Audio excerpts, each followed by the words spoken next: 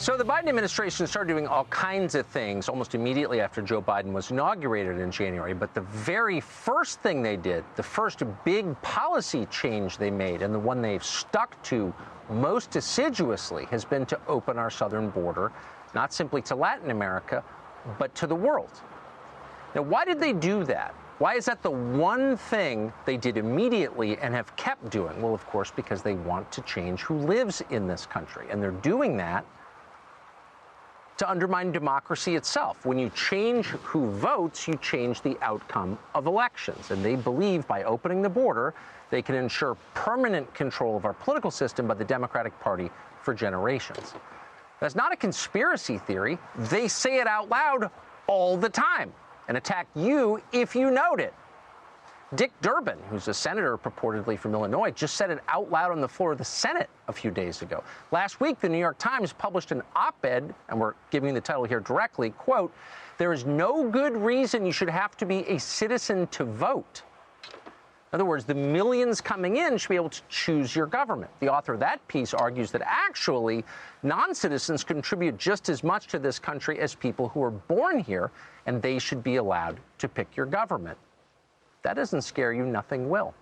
Victor Davis Hanson is a senior fellow at the Hoover Institution. He joins us tonight. Professor, thanks so much for coming on. So they scream at you if you repeat their own words back to them, but I think it's pretty clear, they're not even hiding it, that the whole point of their immigration policy is to ensure political control, replace the population, get a different outcome. Am I misreading this?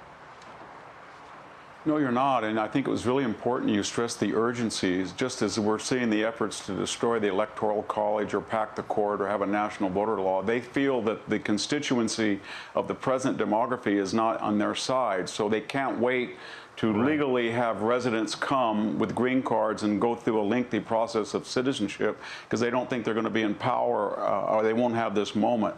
So they want to have residents immediately become equal to citizens, and they forget that they know that citizenship is the foundation of Western civilization, Tucker. We had a long period of settled civilization, but it was only 2,700 years ago when in the classical world people said, wait a minute, we are permanent fixed peoples. We have identifiable borders. We can make our own laws and elect our own officials and take governance in our own hands. We can't do that if we're migratory tribes, or we don't have a settled space, or we don't have shared and collective customs and traditions that develop from settlement.